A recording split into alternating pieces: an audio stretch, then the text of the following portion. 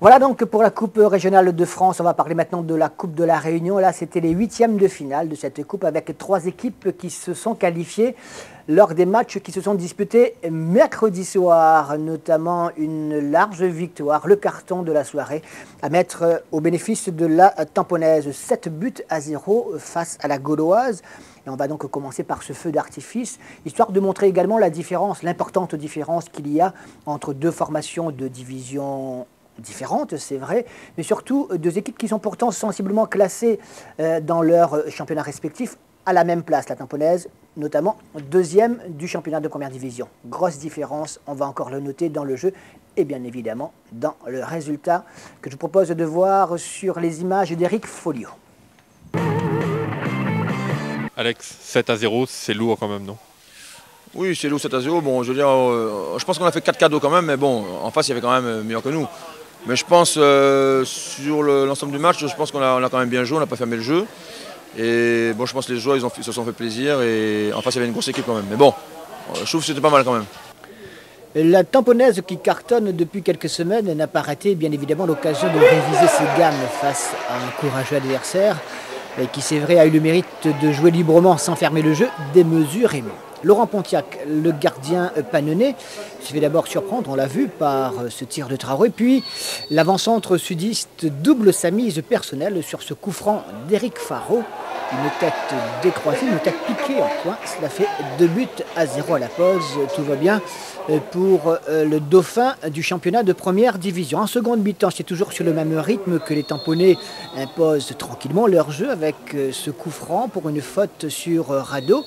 Un coup franc botté par Beaumalet.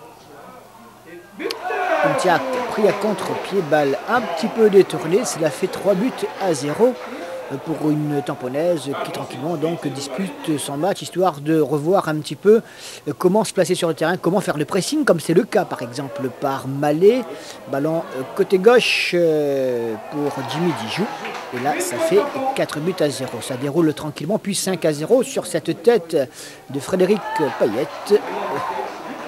Évidemment, la note est particulièrement salée, malgré, je vous le disais, on a pu le voir, l'abnégation des Panonnais.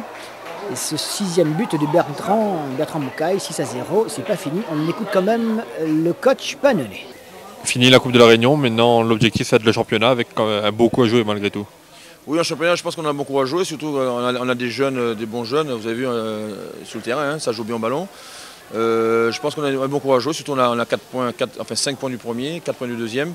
Je pense qu'on sera là quand même les 5 derniers matchs. 7-0, je vous le disais, un 7e but qui sera inscrit à la suite de cette belle action tout de même menée par l'équipe de la Gauloise. Ça va vite en football. Ludovic Ouaro qui a tiré sur un transversal. Ça va vite, un pressing de la défense tamponnaise. On ressort rapidement le ballon et ça part sur le côté droit.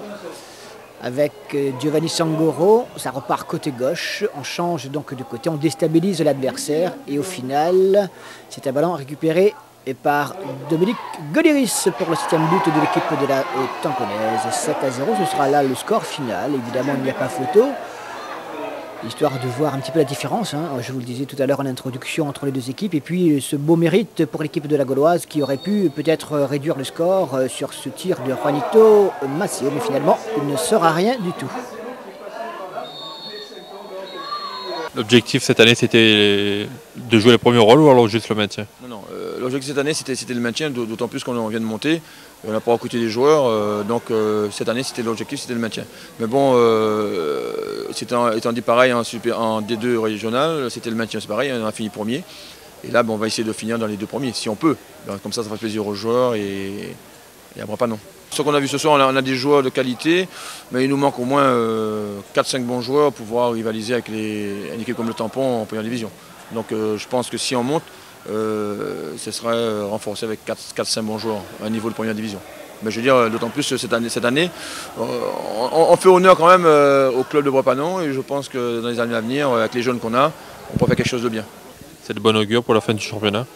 Ah ouais, c'est sûr que c'est de bon augure. Ouais.